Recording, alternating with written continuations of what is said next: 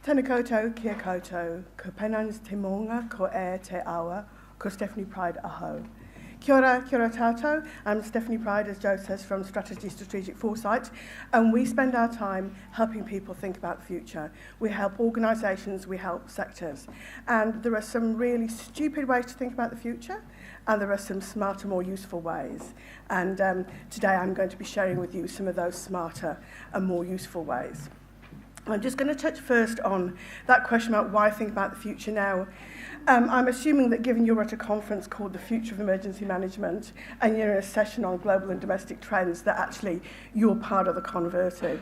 But as you'll know, when you go back from the conference and you go back to your day jobs, there's a huge amount of business, there's never enough resource and there's never enough time to get things done.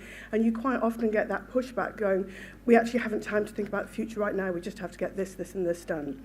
So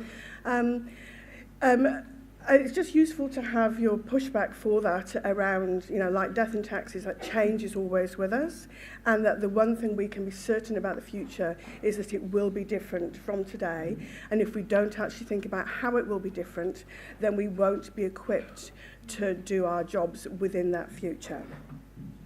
And that's important for all we work with public, private and not-for-profit sectors, and actually it's important for everybody, but it's particularly important for you in the civil defence and emergency management area, because the things that you're trying to do in terms of building the capacity for anticipating, coping with and recovering from emergencies and disasters really requires the long view, because whatever sort of resilience you personally are involved in building, whether it's a resilient infrastructure, whether it's actually protecting and enabling the resilience of our natural environments, whether it's our economic underpinnings and resilience or our social resilience, doing that is not the work of weeks and months, it's the work of years and decades to actually build a functioning infrastructure for resilience. So, of everybody, actually, this is most important to you and your work.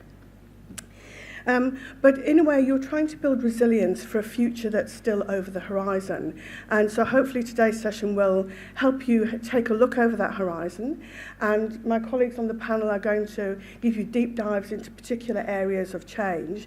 But I'm going to start by giving a very quick look at the scale of change we're going to be facing, and then some stuff about how we might think in that scale.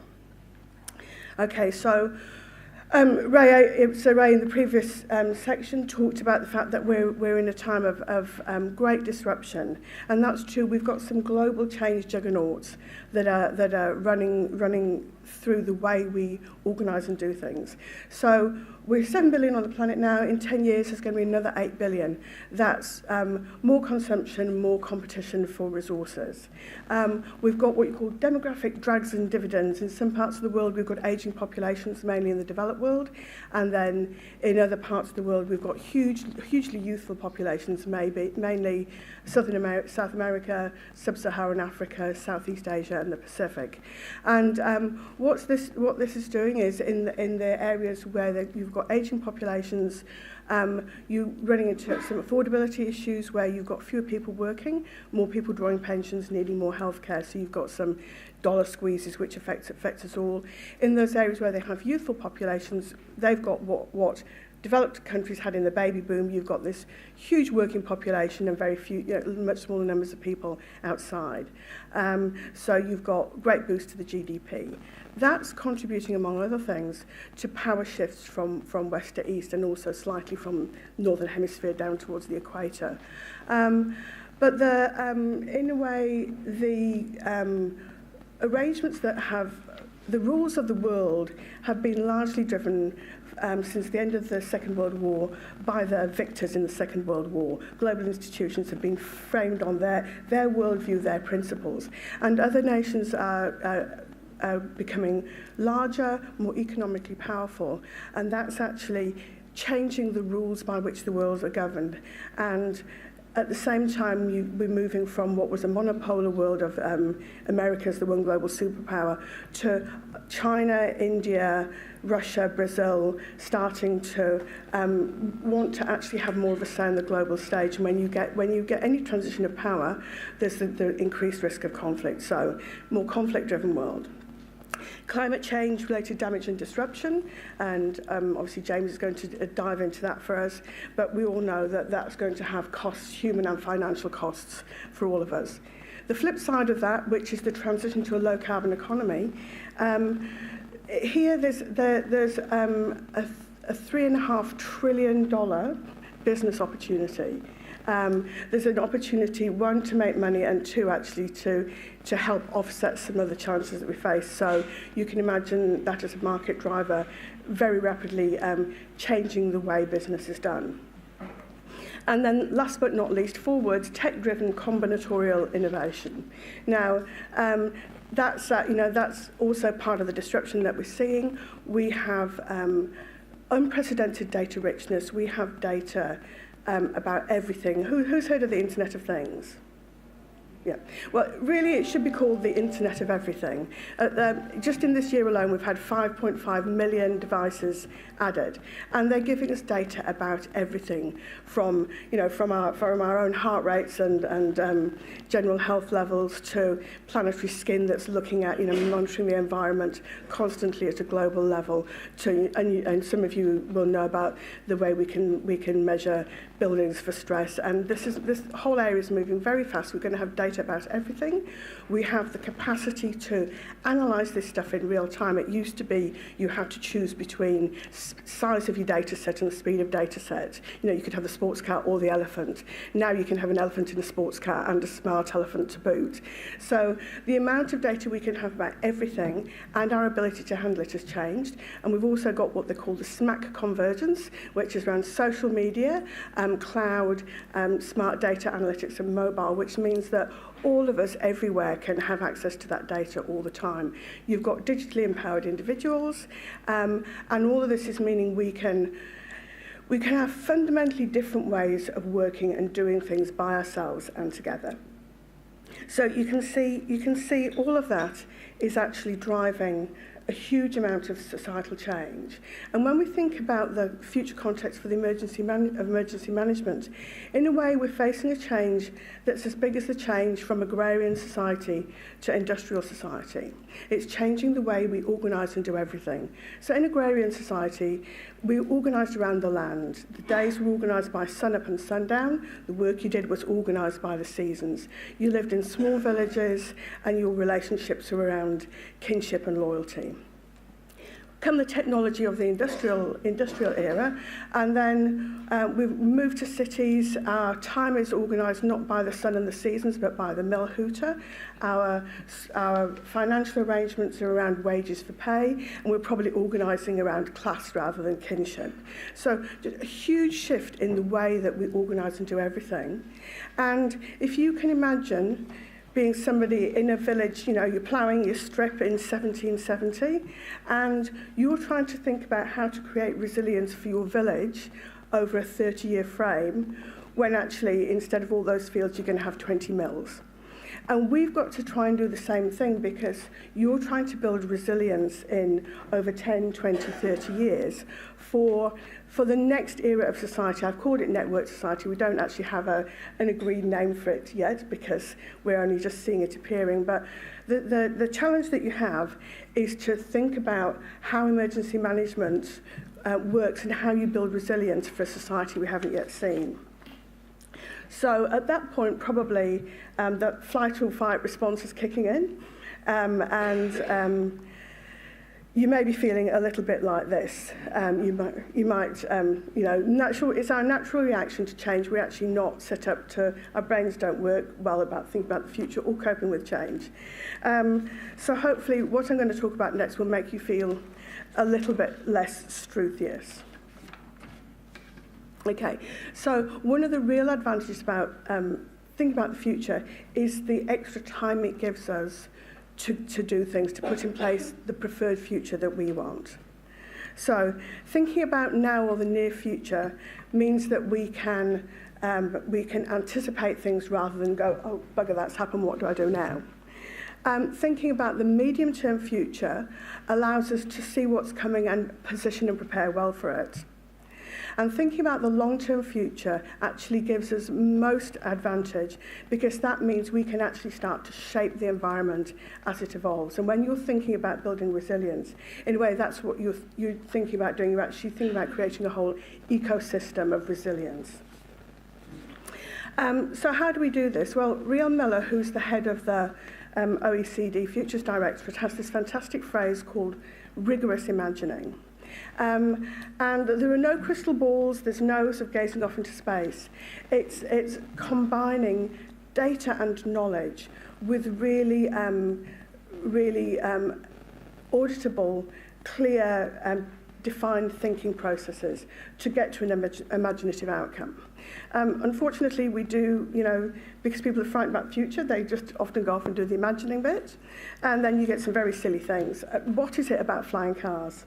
Flying cars are a really stupid idea. Have you noticed, by the way, who's seen the Jetsons' picture of the flying car? Yeah. Any picture of the flying car? Have you noticed they always have a driver? They thought, let's make them levitate. They never thought, let's make them autonomous. There are very silly ideas about how you can apply technology. We always think we're going to live longer and look better. And so, things like whale buses. Now, if you think that's something I made up, this is a real thing. I give you whale bus. So this was, in 1900, the French government pulled a group of artists together and said, we want you to think about the year 2000. And this is what, in 1900, this is their view of the year 2000, that we would be having omnibuses pulled by whales. And obviously there's quite a lot wrong with that picture, not least that we've killed nearly all the whales, so, it would be, wouldn't be a frequent service. So, whale bus. We don't, if you do imagining without the rigorous, you get whale bus. So how do you avoid whale bus, and how do you start to put a framework around it? Well, there are 4 really, really simple questions we can ask, which is, what has happened in the past? What appears to be happening now? What could happen next? And what should we do about it today? So really, really simple questions. They're deceptively simple, but don't be frightened that, that's the place you can start with those 4 simple questions. So what has happened in the past? We need to understand this because we need to understand the trajectory. We need to understand the forces that have driven us to where we are today, the economic forces, the social forces, the underpinning values that have created, that brought us to today. So that's why we look to the past. Does anybody know this building? Anybody from Dunedin? This was the Dunedin Stock Exchange. It was built in 1876, and it was built, out of gold rush and dredging, and it was the grandest Victorian building in the whole of Dunedin.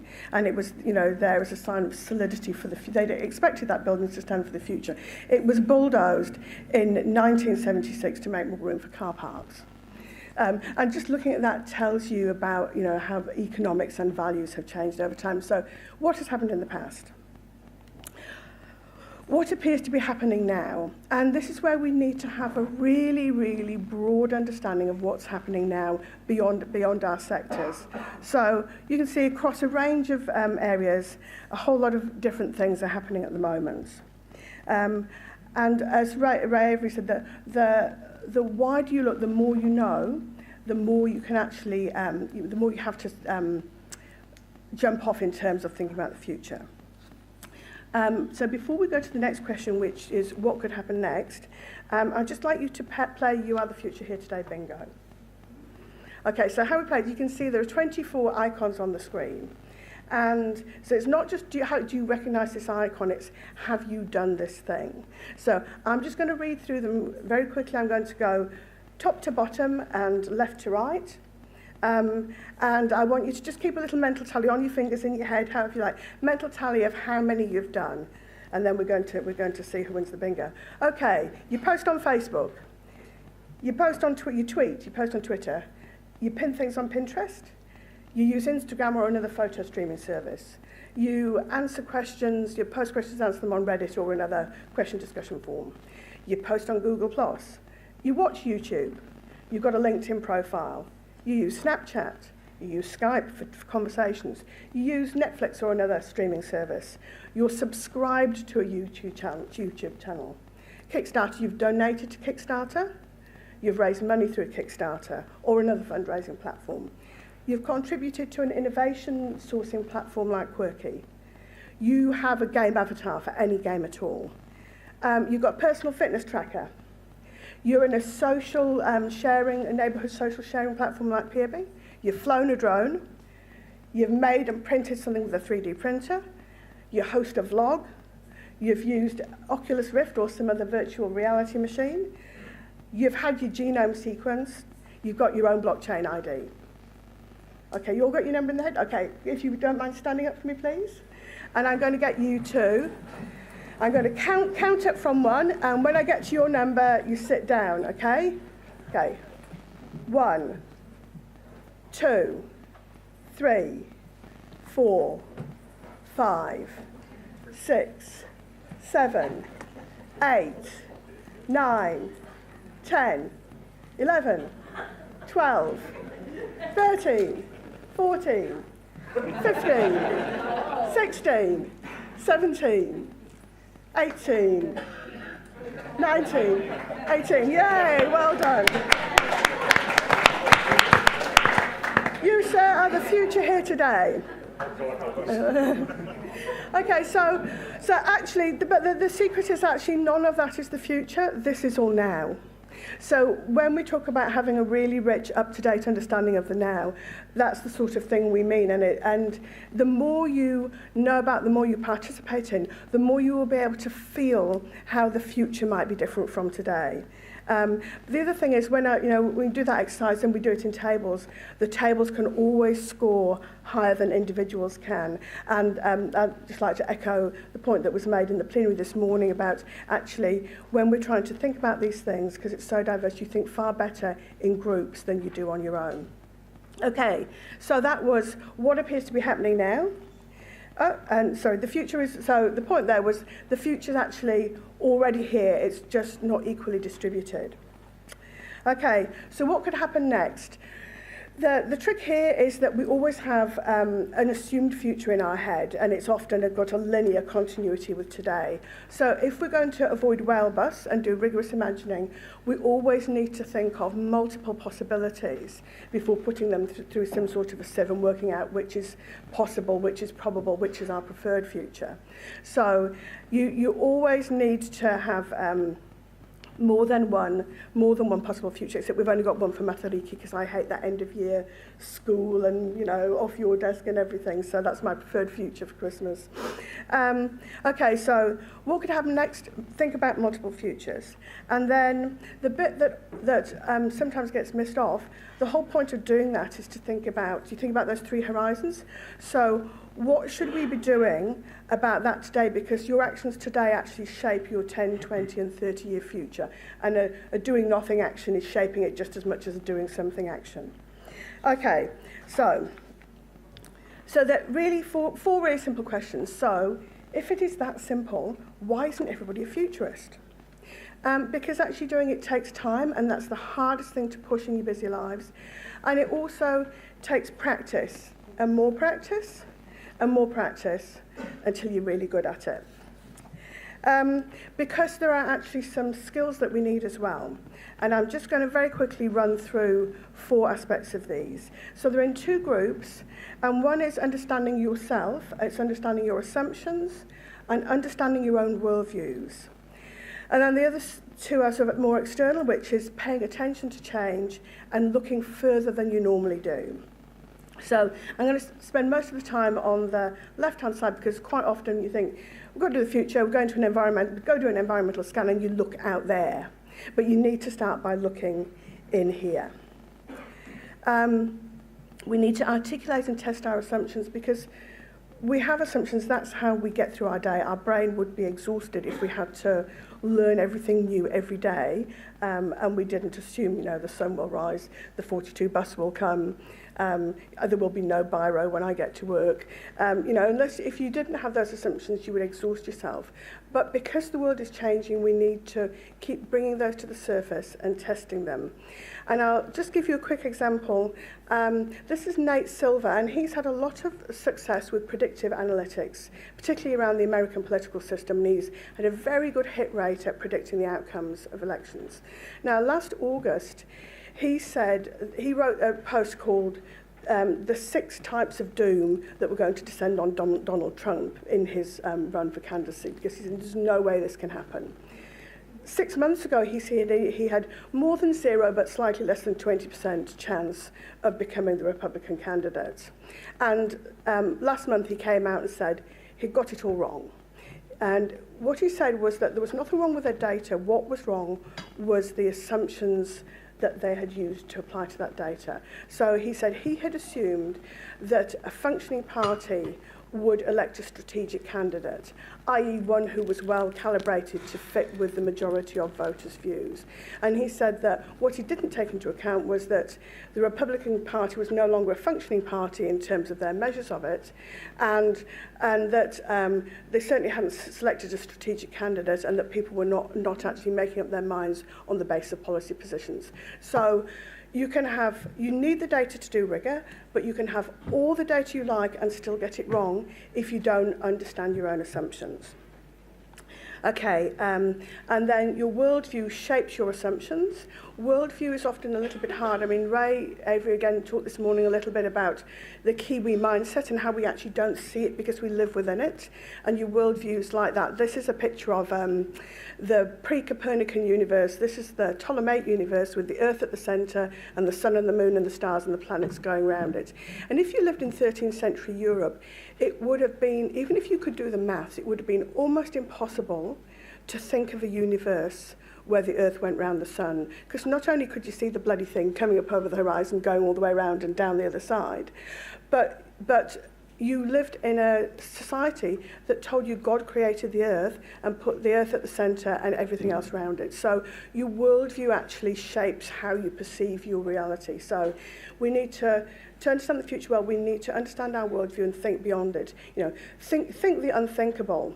As unthinkable as, the Earth going around the sun. So think about a future where we actually don't have institutions, everything is done in networks. Think about the future where everybody's actually responsible for their own coordination and safety, and it works. Think, understand your worldview and think beyond it. Okay, understand your context. This is about rather than just unconsciously noticing change, paying explicit attention to it and asking, is it new to me? Is it new to everyone or just new to me? And then asking the question, why is this happening? Digging deeper to the underlying drivers. And then when you've thought through down to that level, applying that to say, what does that mean for our business? And in this case, this is Stephenson's rocket. So, if you're the coachman with his coach and horses, what would you say? You'd say, sell your coach and horses and buy shares in the railway, mate. So understand the context, and then broaden the context on which you're looking for change. And again, this is really important in your context where you actually have to think over decades. And because our brains are actually not very good about thinking about the future, if we try to think over a 10-year horizon, we'll actually get about 5 years out right. If you think about 20 years out, you get to around 13 years of actually understanding how it might be different. 40 years out, you get to about 24. So when you're thinking about your strategies and building resilience in your regions, push yourself to actually think over a longer time horizon so that your strategies are going to be better suited for the future that's coming. And the other thing is to look to the margins to notice things. If you think about yogurt and yoga, back in the 60s, yogurt and yoga were for hippies. These days, you can't go on a management course without being told to look after your biome, eat your acidophilus, and do your mindfulness, whether it's, saying Om or colouring books. So that's something that's moved from the margins to the centre. This stuff started with a bunch of neurotic mad people, quantified self-movement, who, before all this stuff, manually would take their own blood pressure 5 or 6 times a day, write down everything they ate, write down how long they slept. And that's moved now into something you get given for Mother's Day.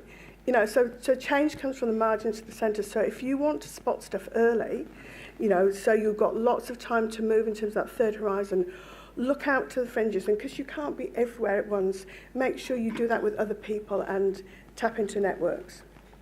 Okay, and then last thing, so do all that and then equip yourself with the right tools. There's a whole discipline here, there's an academic discipline, there's a whole lot of methodology, there's a whole lot of practice, there are a whole lot of tools that help to stop you falling into whale bus. So, you wouldn't go out without your kit of stuff when you go out for a civil defence exercise. So if you go into the future, take the right kit of tools with you. And remember, no Bing Struthius, no llamas, and definitely no whale bus. Thank you.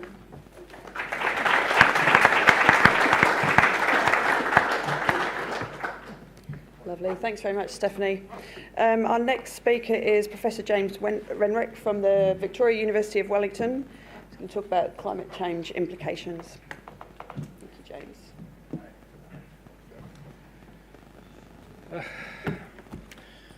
All right, good morning. And first of all, thanks to the organisers for inviting me to come and speak today.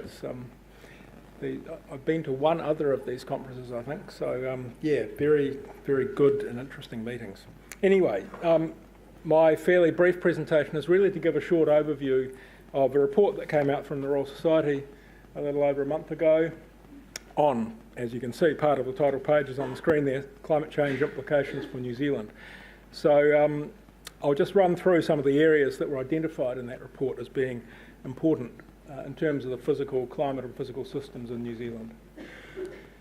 So this report was essentially an update of information on climate change in New Zealand and for a general audience, so not directed at policymakers particularly or at anybody else particularly. And the timing of the writing was loosely around both the writing of the Paris Agreement and then the signing of the Paris Agreement, which happened just a few days after the report was released. It does have some updated information on projections for New Zealand and globally, but there's more of that coming out all the time. In fact, NIWA are going to be putting out new guidance on climate change scenarios for New Zealand later this year. There is a little bit on better understanding of exposure to hazards as well as the hazards themselves, and I think this is an area that we still could do quite a bit of work in. I'm not sure that we understand where we're at in terms of the population and the infrastructure that we have in the country, especially near the coast. We cover 6 areas that take up much of our lifestyle and identity, I would say. I'm not going to talk about all of those now because there just isn't time, and I don't know that they're all entirely relevant to today's meeting. That rather beautiful web address there, you can download a PDF of the report, or if you just Google RSNZ, probably could leave out the word implications climate report. There are actually 2 reports put out, one on mitigation options, that is, how do we reduce greenhouse gas emissions, and the other one that I was involved in on what's happening with the climate. Okay, so what were the key risks that we identified? Well, the first 4 are all associated with water, really. Coastal issues, river flooding issues, living on floodplains, freshwater availability, and what's going on in the ocean, apart from sea level rise and coastal issues. We also covered a little bit of a look at New Zealand's unique ecosystems, although we don't actually, it's another area where we could know a lot more than we actually do at the moment. And the final section was on international connectivity, which I will talk about briefly. Sort of overriding all of this was a bit of a discussion on what risk really means, and it is the intersection of the hazard with what is at risk. So our vulnerability or exposure to a given hazard. If you've got a house that's right on the edge of a cliff and the sea's pounding down below, then you've got a big risk. But if the sea level is rising and the beach is coming inland but there's no infrastructure there, then the risk is relatively low. So just running through some of the information about how the climate is changing, we start off with the global picture. So the map on the left there is change in temperature over approximately 100 years. It's the last full 10-year average subtracted from a 30-year average that started 100 years earlier. And what you see there is that globally temperatures have gone up, getting on for a degree or so. That's that 0.92. And the red colours up here mean that temperatures in the Arctic are increasing much faster than the global, while temperatures near New Zealand are increasing at something like the global rate, or maybe slightly less than the global rate. So globally, on an annual basis, we're already at just over 1 degree above pre-industrial temperatures. So the Paris Agreement talks about stopping at 1.5, or certainly at 2, so we're well on the way to those targets, and there's a real urgency around doing something. The graph on the right shows sea level rise, both historical, going back to the 1700s, and projections for the future on the right, the shaded lines starting in 2005. And all of the projections of sea level rise show rise continuing well beyond 2100. So we're in for a good part of sea level rise, a good period of sea level rise, regardless of what we do next, really. And at current rates, sea levels are rising at somewhere between 3 and 4 millimetres per year. So what happens in the future depends very much on what we do with greenhouse gas emissions, as you no doubt know.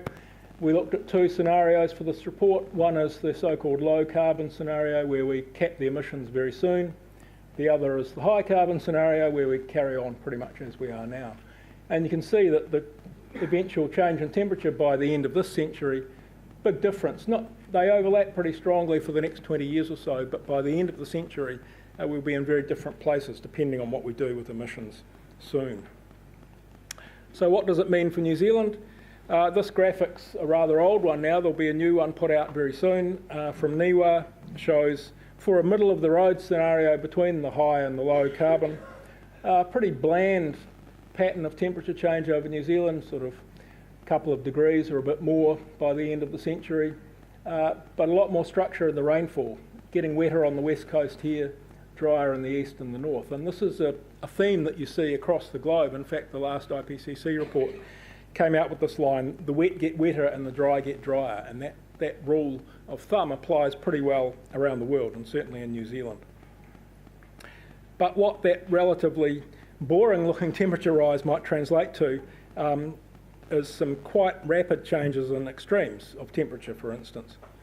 So in the report, this figure features showing that the number of days that would exceed 25 degrees C during the day by the end of the century, again assuming a middle of the road scenario.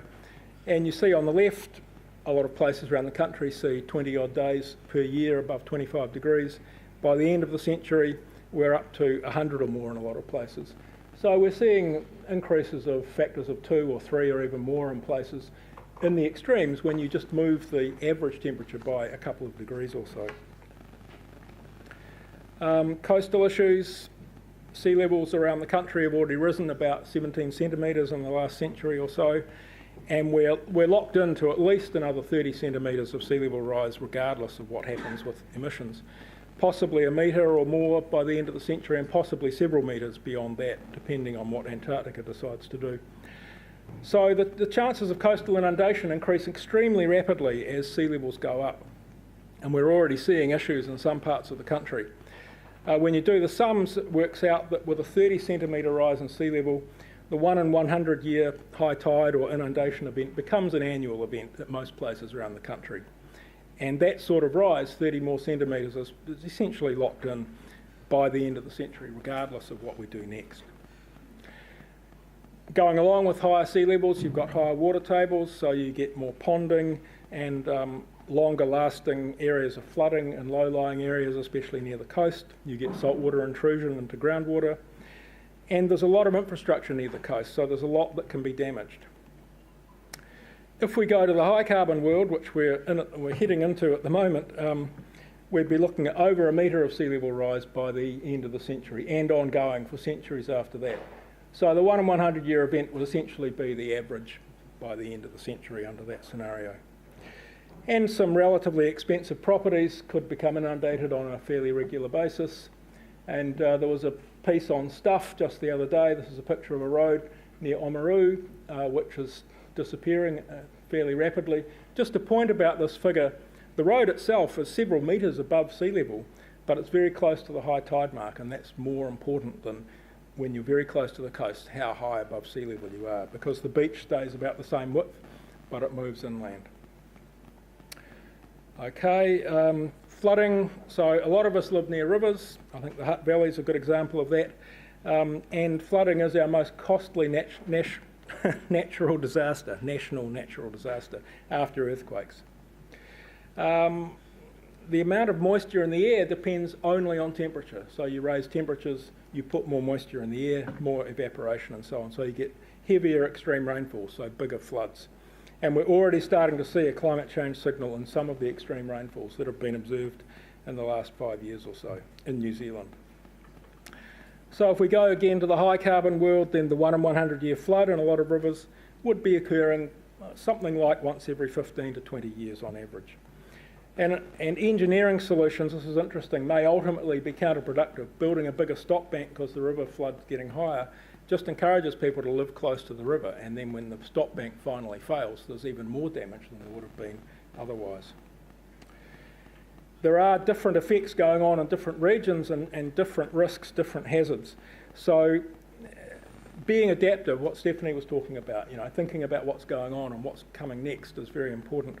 And it's been found, unsurprisingly, that having strong communities helps those communities be resilient and look out for each other and deal with this kind of situation in a much more coherent way than if we were all individuals.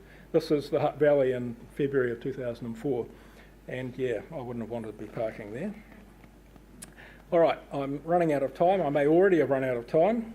Just quickly about freshwater. We already know that there's increased pressure on water resources in places like Canterbury, for instance, and that's really only going to get worse under this dry get drier scenario. In places like Canterbury, Hawke's Bay, maybe Northland, we've got increased evaporation, so soils are getting drier, the seasonality of precipitation is changing, so the likelihood of drought and wildfires is going up pretty rapidly. So here's a couple of graphics again from the report. This is a bit of work done at NIWA a few years ago, looking at the amount of time spent in drought in different parts of the country. And you can see, looking at that region in Canterbury that's sort of in the green, it's 8% or so under the present day conditions, and it's in the red, which is over 20%. And this is a 50-year change, assuming again a middle of the road scenario for climate change.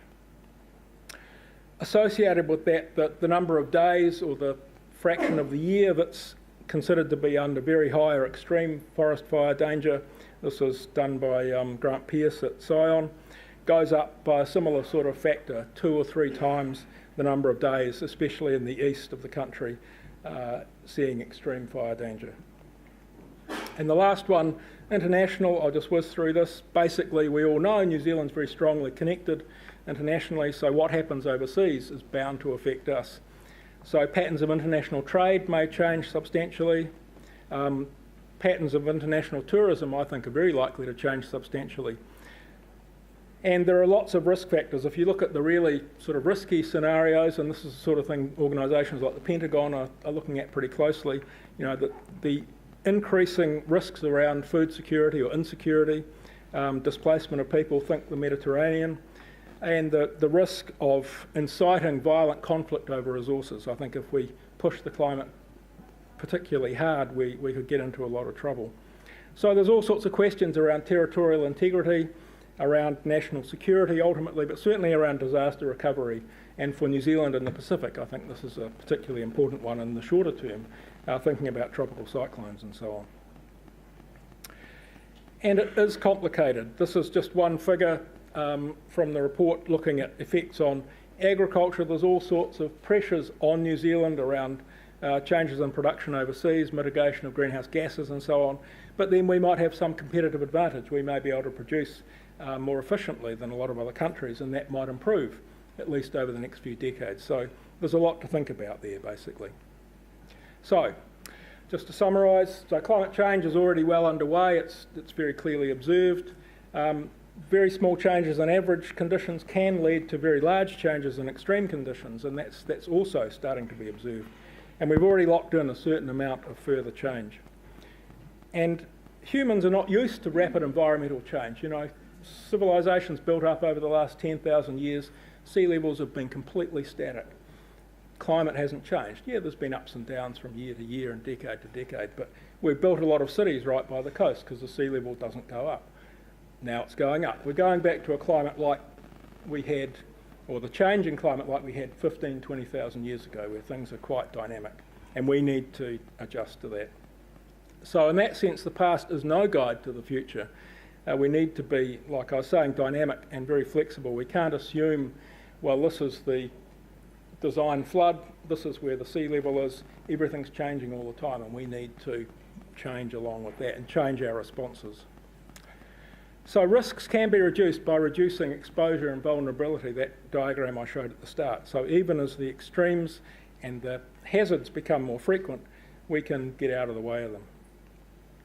And New Zealand will be affected by events globally. So we have to think beyond our shores when we're thinking about how we respond to all of this. All right, thanks very much.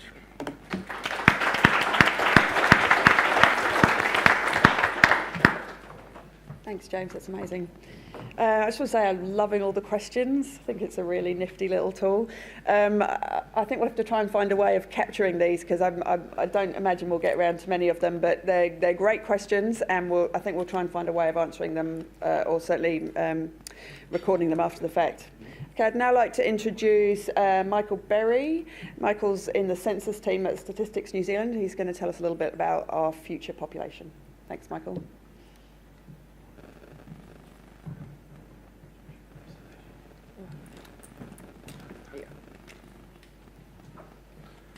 Righto, there's a bit of a few sleepy looks out in the audience, so we might start by standing up. Everybody, I mean everybody. The previous person had this trick, she stole my trick, but look, to the best of your knowledge, if you were in New Zealand on Census Day in March 2013, I want you to stay standing. If you weren't here, then sit down. To the best of your knowledge. Whoa, amazing. That's pretty cool. Okay, stay standing if you filled in your census form, and if you didn't fill in your census form, sit down. Be honest. One. That's the undercount. Got you, I'm looking. Anybody else over here? Take a photo. Okay. That's actually not too bad. Right, stay standing. Normally we lose a few more, that's not bad. If you completed your forms on the internet, if you can remember, stay standing. If you didn't, sit down.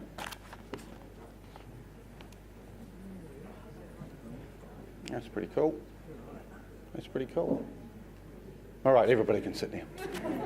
A couple of key messages for those who didn't do it. Make sure you do it in 2018. The rest of you, I'm sure you will.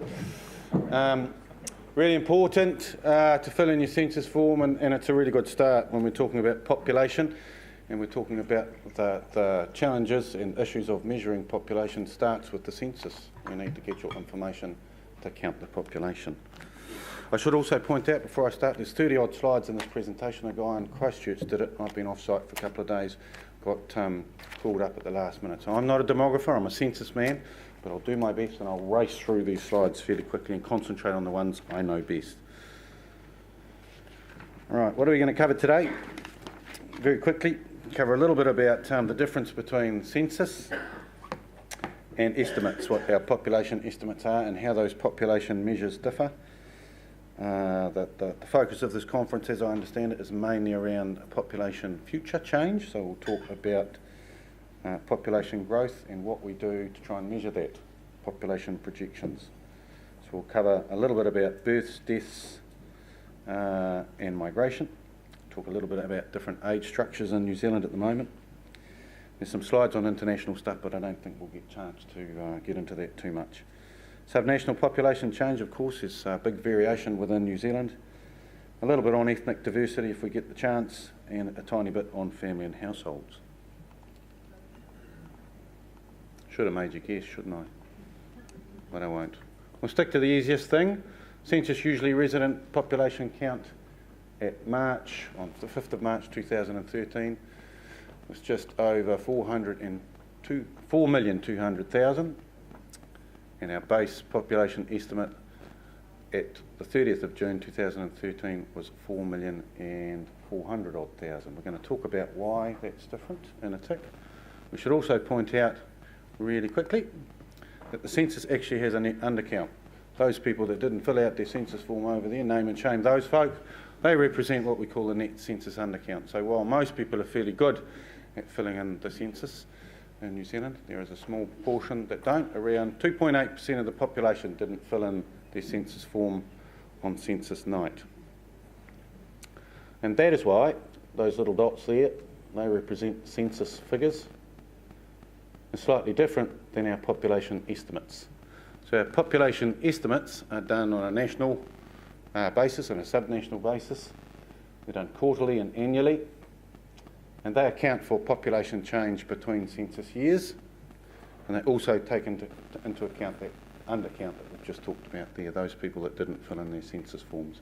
So that's why the population estimates differ from what we call the census usually resident population count.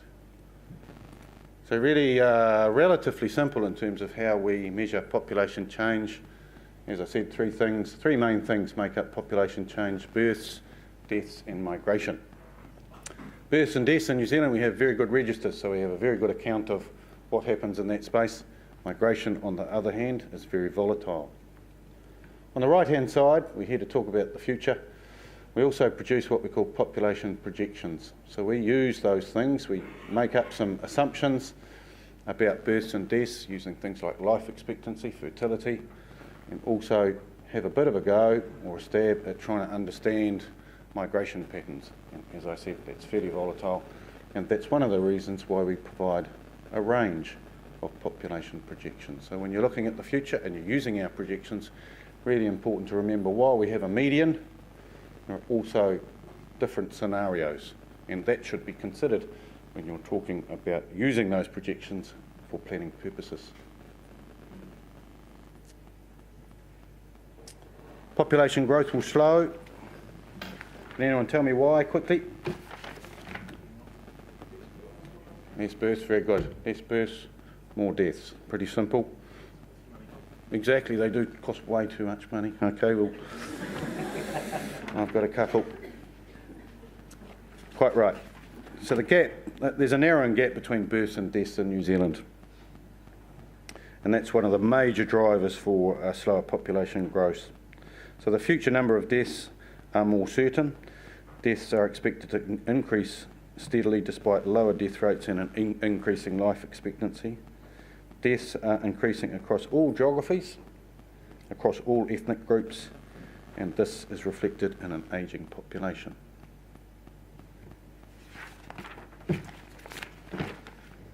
Total fertility rate in 2015 was 1.99 births per woman. That's on average. That does differ quite markedly across different ethnicities. Fertility rates peaked in 1961. Anyone have a quick go at reading the map, reading the graph there and telling me what that might have been? Post-war era, everybody fairly busy. 4.31. I'm conscious I'm fairly speedy in time. Life expectancy.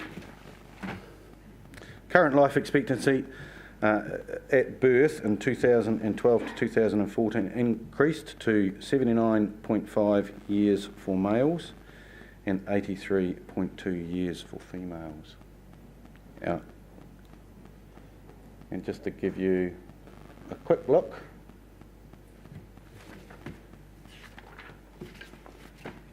so for those reaching age 65 in 2016, that means if you're lucky enough to have gone that distance, born in 1951, the cohort life tables indicate a life expectancy of 86.2 years for males and 88.9 years for females. So life expectancy is growing steadily.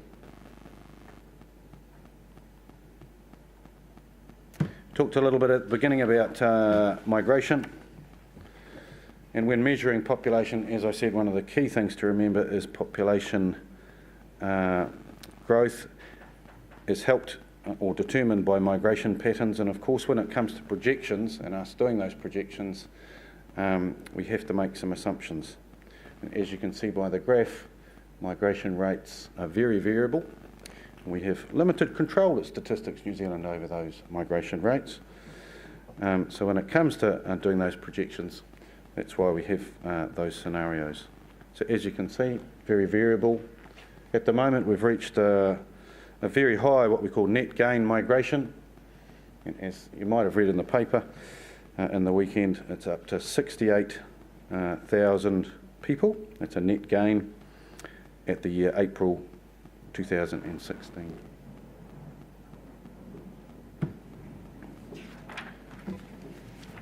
We've talked a little bit about the ageing population. Really important demographically to think about the composition by age. As you can see by the graph, very distinct differences when it comes to those different age brackets. The median age of the New Zealand population increased from 25.6 years in 1970 to 37.5 years in 2014. A median age of 40 is likely to be reached in the early 2030s. By 2068, half the population could be older than 45 years.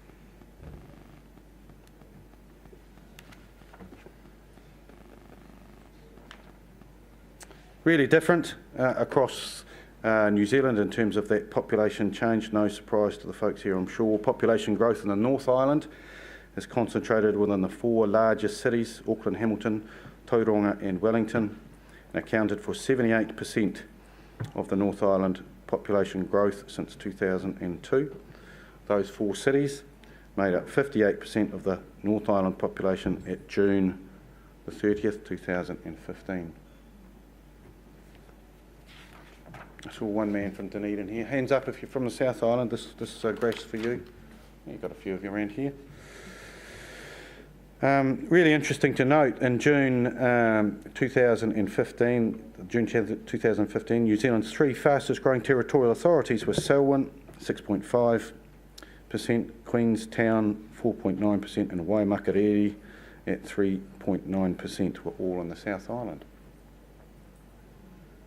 And a really interesting fact, when I was down in Selwyn a little while ago talking to the council, and we were talking about a variety of different impacts of population change, one of the interesting things we were talking about was the fact that they received 1,300 applications for school swimming applications for the local pool, and that went up in 5 years from about 50 to about 1,300. So it really reflects, in that small example, the impacts for a small community needing to grow fast. Anybody from Auckland here? There's got to be.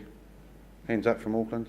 We'll give you a little slide for you very quickly. Increasing concentration in Auckland. Of course, Auckland's population is estimated to have surpassed 1.5 million in 2014 and is projected to reach 2 million across or around 2033.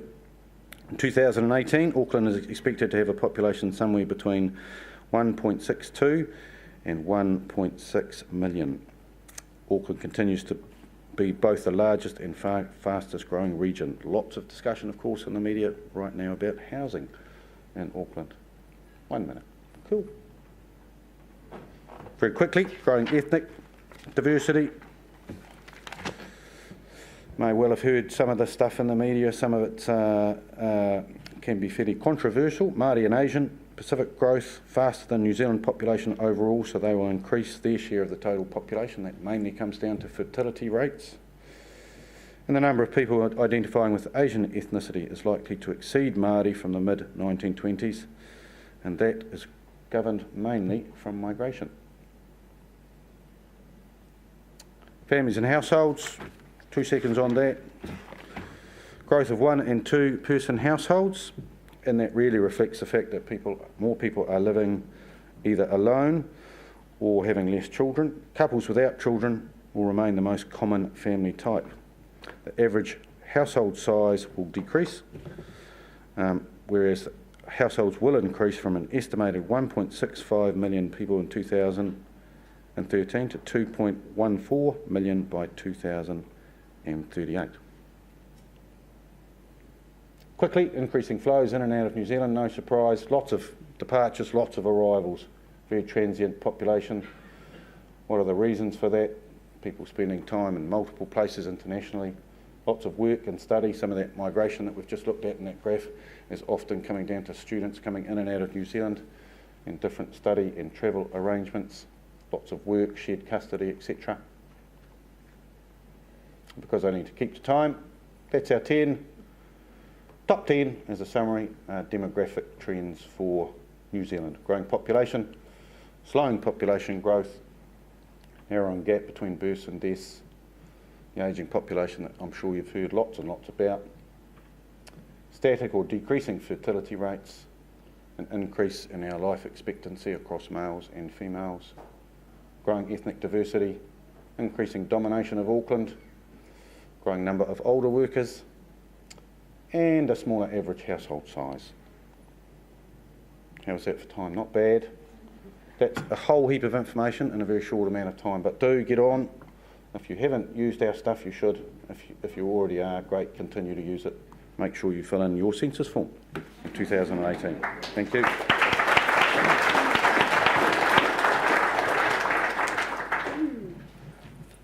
Wow, I think that the last time I was that publicly shamed was in a conference, and I was doodling at the front, in the front row, and the MC came down and showed everybody my enormous doodle and, and said, sorry, I can say that. Anyway. It's just going from strength to strength today. Right, let's just move swiftly on to Roger. I will make no doodle jokes. Thanks.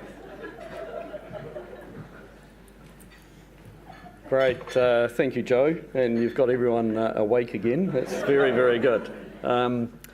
Thanks for let's say Joe was very, very strict in her instructions to me, so I always do what she says. So the focus of this is on infrastructure futures.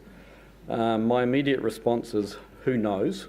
But to take that further, for the purposes of this discussion here, essentially the emergency management fraternity have a huge opportunity to participate in a number of initiatives that are operating at the national level. And that's really where I want to take this conversation very quickly. When we talk infrastructure here in New Zealand at the national infrastructure level, we do include prisons, we do include roads, we do include our broadband, etc., etc. But it's important to recognise that in other international jurisdictions, they would also add in food and finance and other sectors as well into the critical infrastructure area. So the focus of my discussion is on what's shown there. So at the government level, there are these two main documents that sort of give us some direction in terms of where we're heading. And first and foremost is the 30-year New Zealand infrastructure plan, but also the business growth agenda of the governments. And both of them provide pretty strong frameworks for leaping forward, and I'll take you into how they provide a platform for emergency management being included, and so on. But the first of these is that the vision of the plan is that by 2045, New Zealand's infrastructure is resilient and coordinated and contributes to a strong economy and higher living standards. There's an awful lot in that vision, and let's say, to be really frank, I myself believe we are resilient now, and we continue to improve our levels of resilience. And the statement that we will be resilient by 2045 is somewhat to be challenged. But along with all the other, in terms of other challenges, and we've already heard about a number of them this morning, so thank you for that in terms of leading us into it. But on the infrastructure side of things, we do have ageing assets.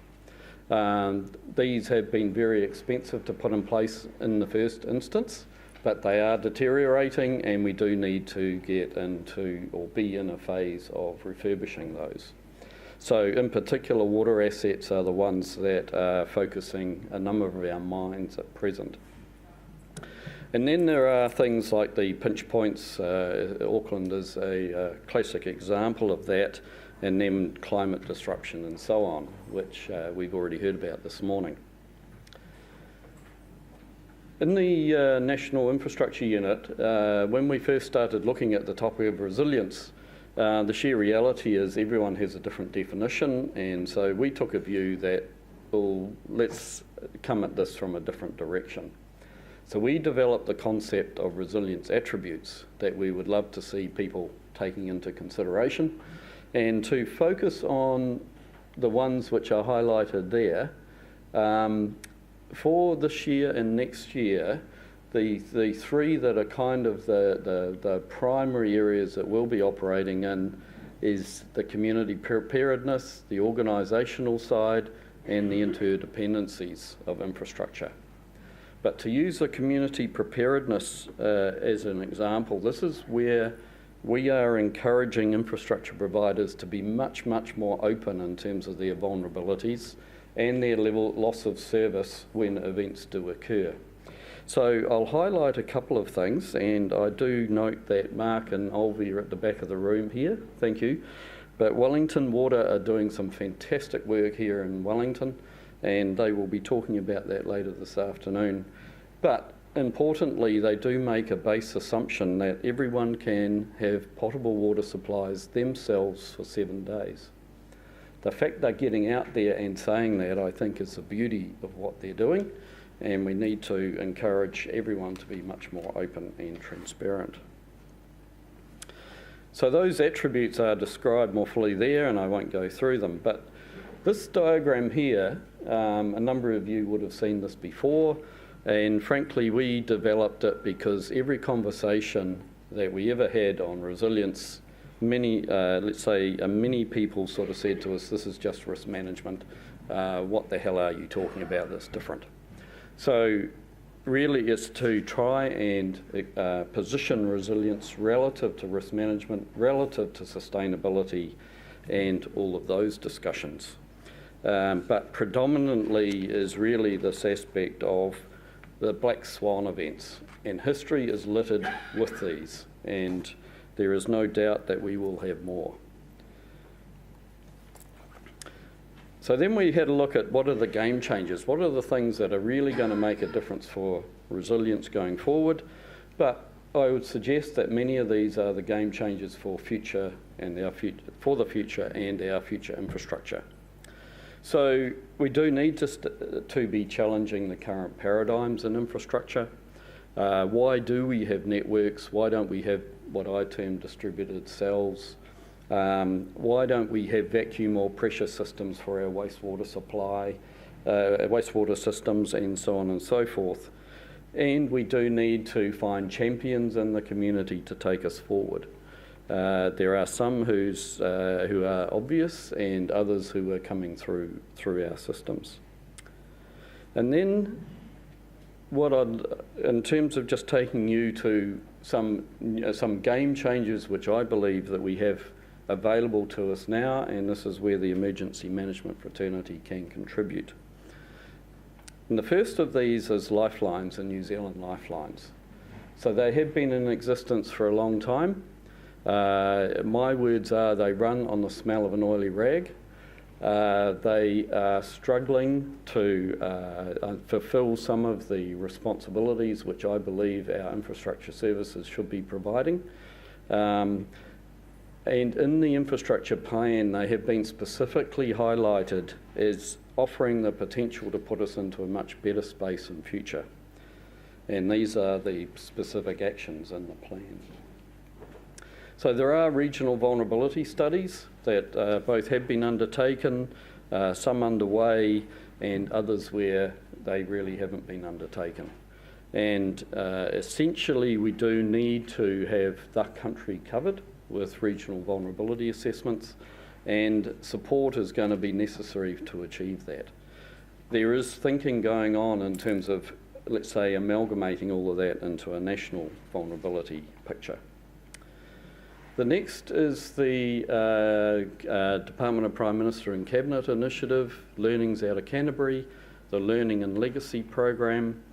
That's in the process of coming more into the public arena, but we all need to learn from it, and not only from the Canterbury earthquakes, but essentially there is this message which we heard earlier this morning. Actually, it's that kind of we've got Learn, Prepare, Act here, but it's kind of like observe, prepare, and act in terms of taking us forward.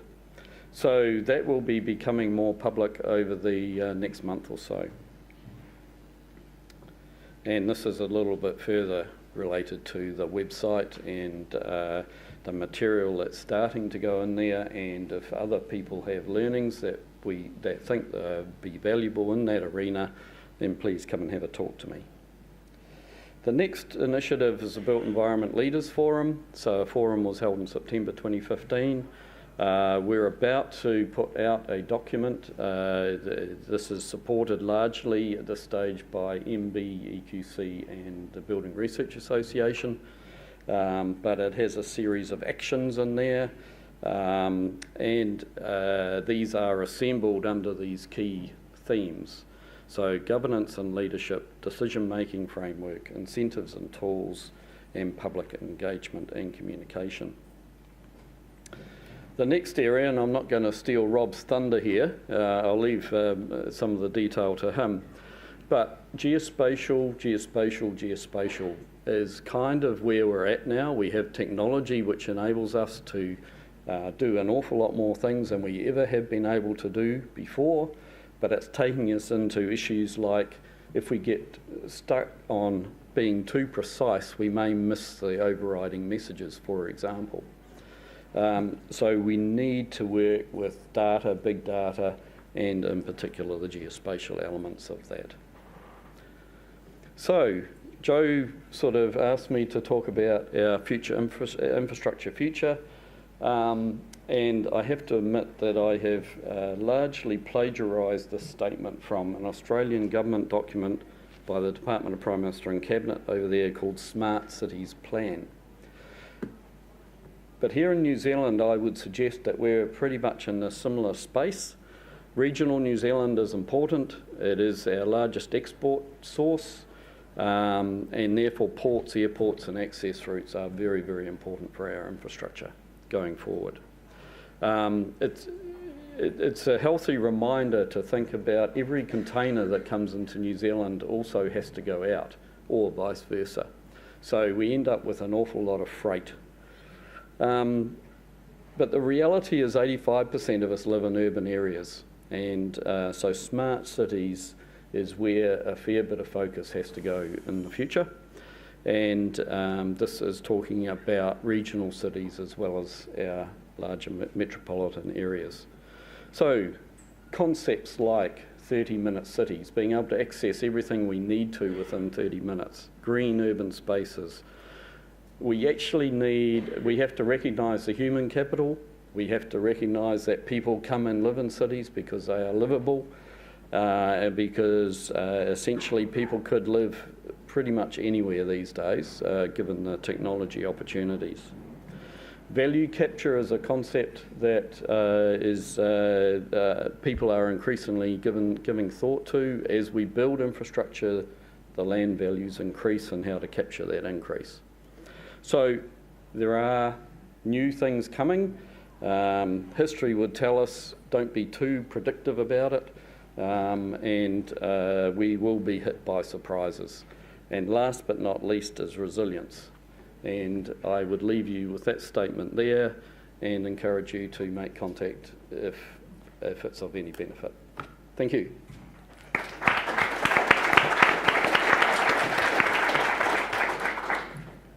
Thanks, Roger. Tess, are you our clicker? How are we going? We're at 23. That's pretty good. Right, there's a bit of a hint for your resilience guesses. Now, I'd like to introduce Rob Deakin, who's from LINZ, and he's going to tell us a little bit about some of the work that LINZ are doing, building a bold new future of data infrastructure. Thank you. Thanks very much, Joe. Thanks for the opportunity to talk about what we have been doing and what others are doing as well. So part of the session was really to look at the global to local issues. And at the moment, there's a fair amount of work being galvanised within the UN community around disaster risk reduction on the back of the Sendai framework and Agenda 2030. And we've got some ties into that as well. But I'm going to start at home, which is as good a place to start as any.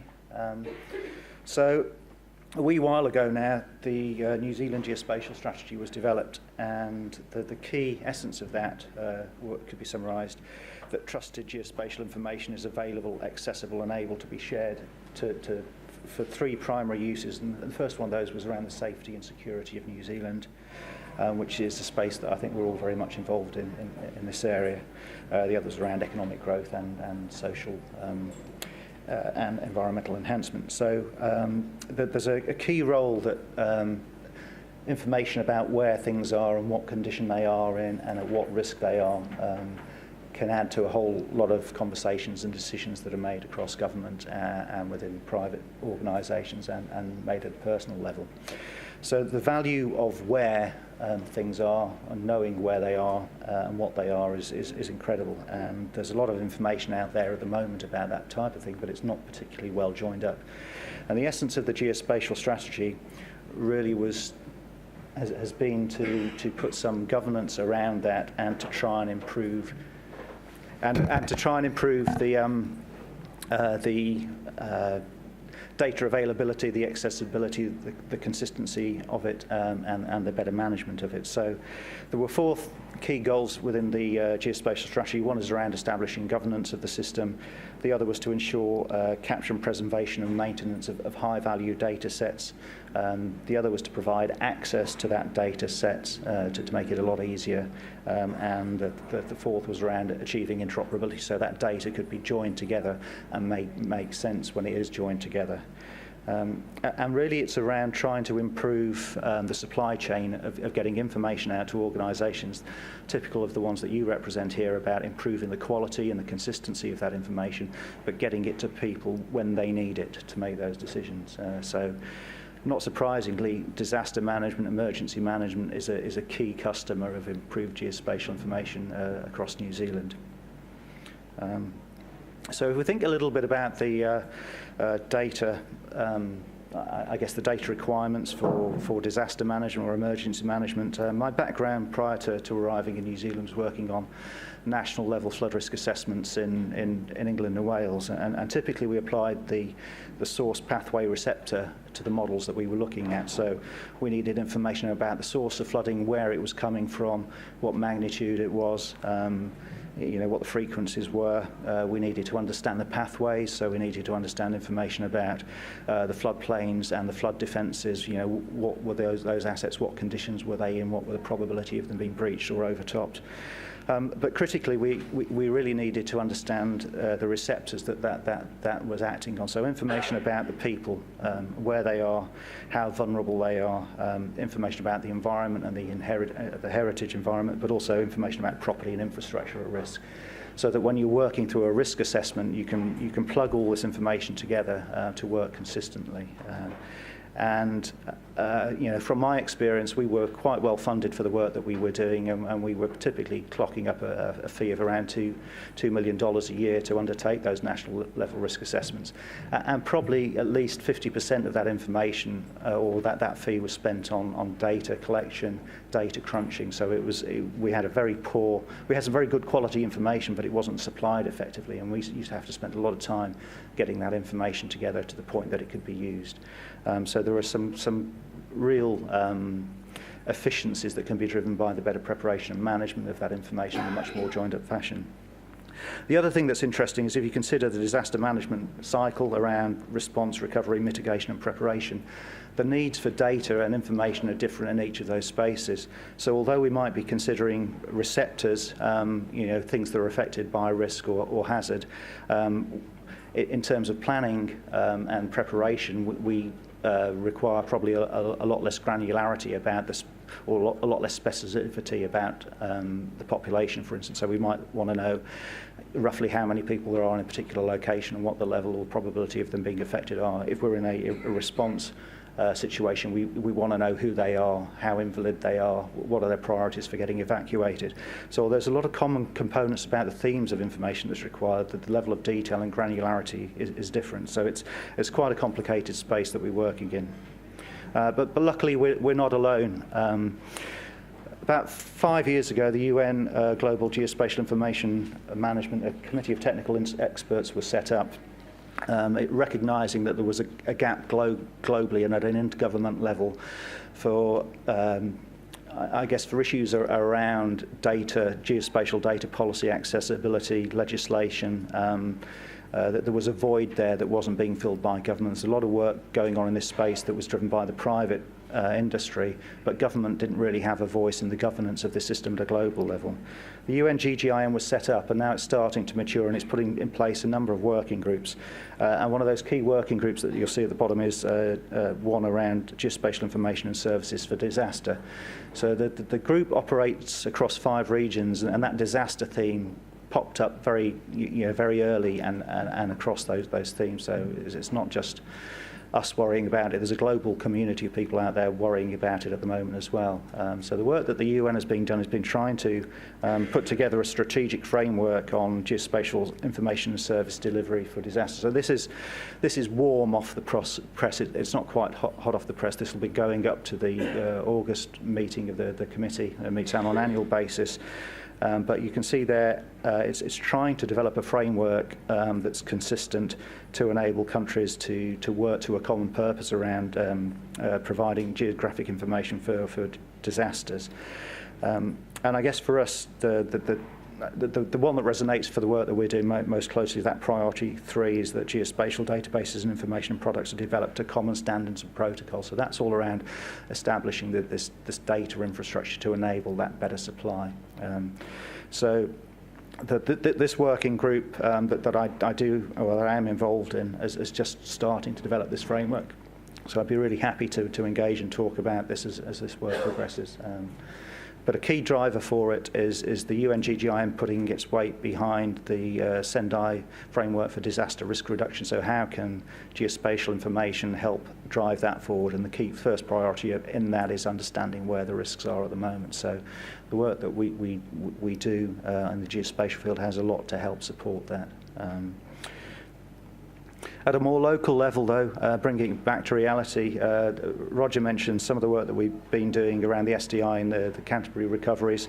So that there were a number of projects that we were funded to run over a 3-year period that have now completed, but really illustrating some of the key benefits of being able to share information around the recovery in Canterbury. So a lot of the work was looking at the standardisation of information, looking at the barriers for organisations to share information, looking at the licensing conditions, looking to open data up, looking to better connect information about property.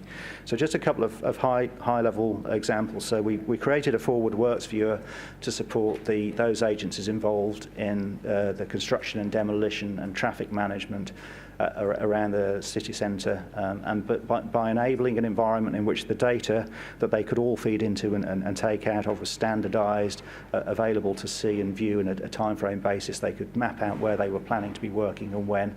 And by better coordination of that, we estimate, and we've done some good benefit cost on this, that over the first 3 years of operation of the system, we'll have created $15 million worth of efficiencies in being able to accelerate the rebuild. The other work we did was to look at some of the issues that had cropped up with properties around problems at being able to identify properties and people. So a lot of reliance is put on address information for us to do that in New Zealand, and address is really a proxy for telling us where people are, where businesses are, where buildings are. And it's sometimes quite a messy system. People work off different address databases. One building might have multiple addresses. Some buildings will have no addresses. So agencies working in that space visiting the same building multiple times because it had different addresses, for instance. So we're working now to try and work across the system between LINZ and those organisations or the TAs allocating address to try and improve the way that address is managed and collected, but also how it ties into a much bigger system of how does address fit in with information about built assets, how does it connect to utility information, how does it connect to building information. So there's a quite complex ecosystem over there of data, and it's not very well joined up at the moment. But a lot of the work that we see at LINZ is being able to work with others to provide a much more integrated environment in which property data can be accessed and used. So that's a big thing for us at the moment. Okay. A couple of other things really of note is that LINZ reviewed its strategic objectives last year, and of the three we've got improving resilience to natural events is one of them. So we're working to enable organisations like yourself to make better decisions around emergency response and disaster management, and in work trying to improve the data sets underneath that. So looking to improve the availability and consistency of national digital terrain models, looking at the data standards for water utility assets, looking at the creation of environmental data infrastructure with an initial focus on water flows and quality. So in summary, it's quite a complex space. We might all think we're involved in disaster management and emergency management, but the sector, the parts of the cycle that we work in are quite different. And although we think we might have some common needs, actually they're quite specific. So being able to meet multiple needs through the provision of this data is a challenge. It's a challenge that's been looked at globally, but also, we are continuing with our work nationally to make these key data sets accessible, available, and that's not something we can do as an agency on our own. It just requires a lot of collaboration and cooperation with the organisations represented here today. So, snapshot of what we're doing, what others are doing, and hope that was of interest. Thanks.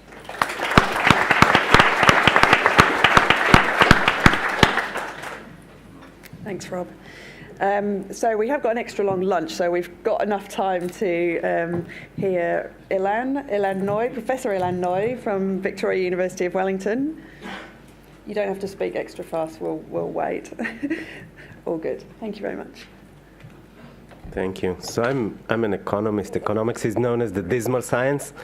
So I work on disasters, so I'm especially dismal. But at least my only consolation for you, my father works on genocides, and my twin brother works on Ebola. So you're fortunate to have me here.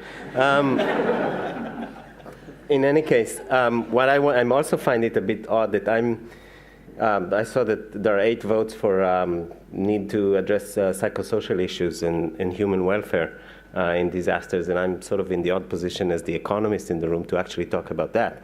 But anyway, that's my talk is actually about the human welfare meaning of economic losses. So typically, and this was already mentioned, you can hear me? Yes? This was already mentioned before, that when we think of risk, we talk about the confluence of hazard and exposure and vulnerability. And then we measure that in the immediate term by the mortality risk, the morbidity risk, and the economic damages. So what I want to focus on is the economic damages. And this is this is a global sort of theme, right? So most of the previous talks were on New Zealand. I'm going global. I'm also the only one with a foreign accent, so maybe it's appropriate. Or maybe not a non-English accent. I don't know, whatever you want to call it.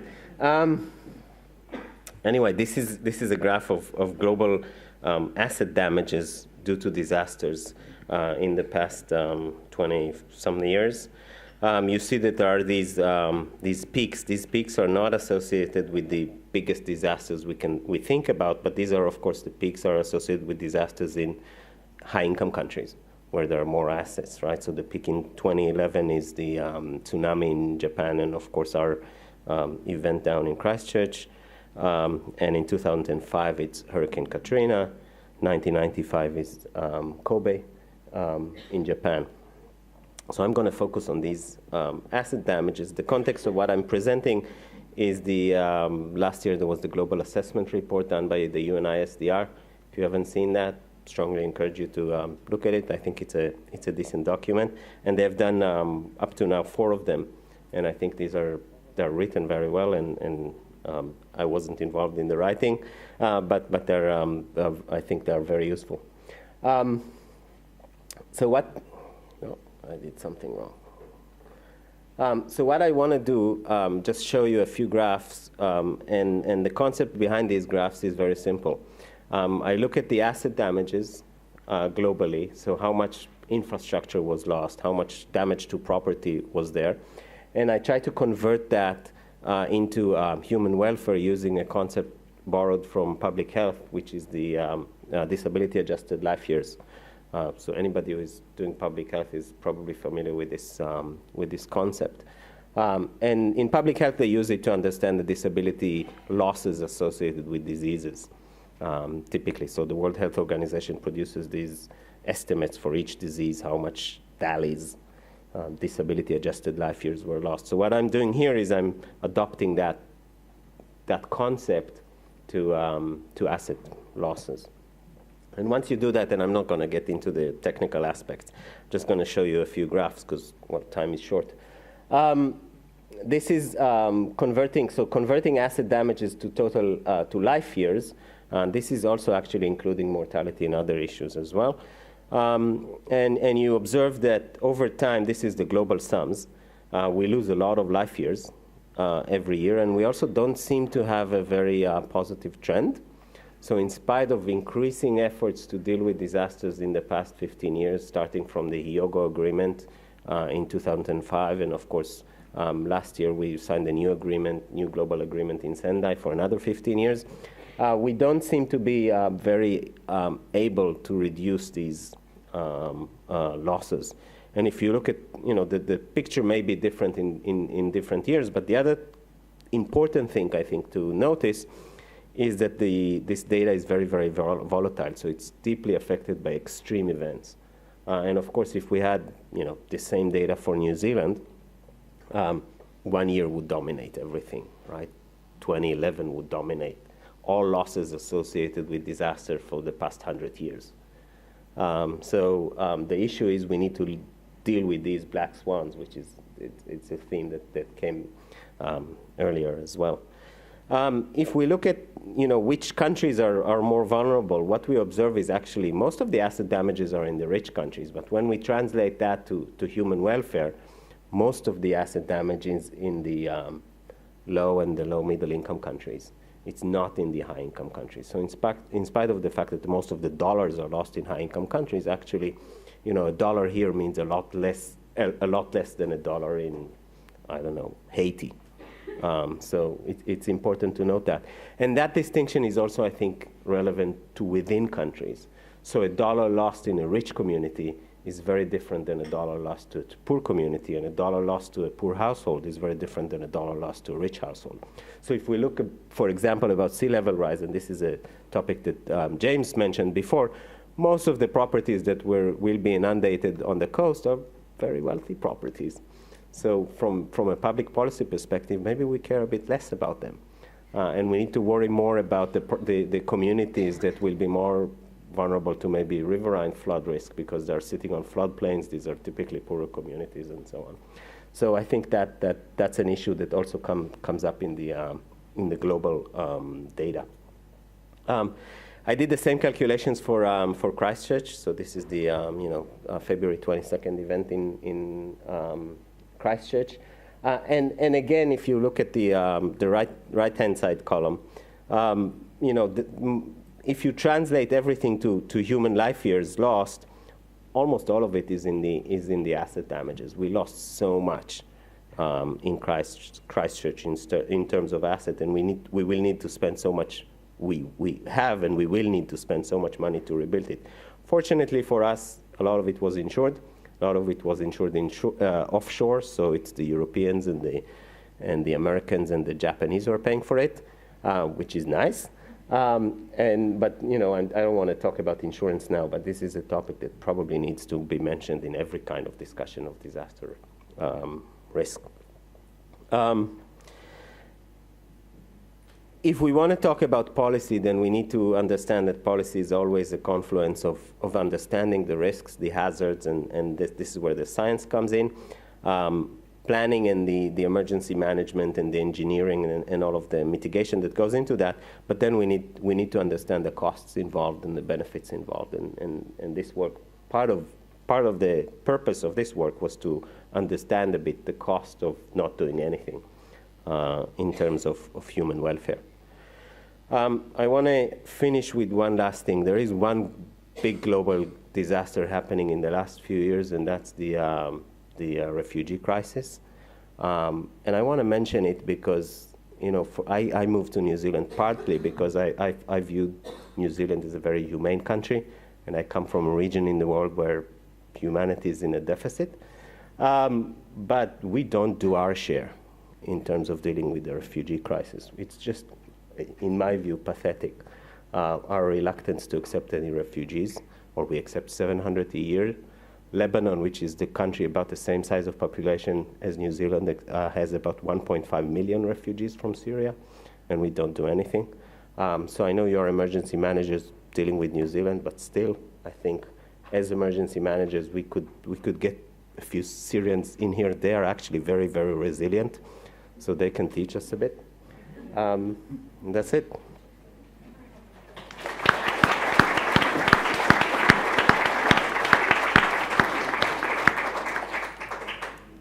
Thank you, llan. So I have to apologise because I don't think we're going to have time to do the questions now because it's lunch, and that's, you know, questions, lunch. You know where I fall on that spectrum. But just to say thank you, because there's some absolutely amazing questions there, and we'll have to find some way to address them. Looking at having a quick squiz at the other session downstairs, I think we win the questions. There are just way more of them. But very interestingly, the top-rated question here is the exact same top-rated question in the other session about the problem of, you know, short-term political cycles. So it's obviously a discussion we need to have. I'd just like to thank our panel again. Amazing job, and I'm just sorry we didn't have longer to hear from all of them. Sorry if you felt a bit rushed just to get through, but thank you to all of them, and we can just thank them again.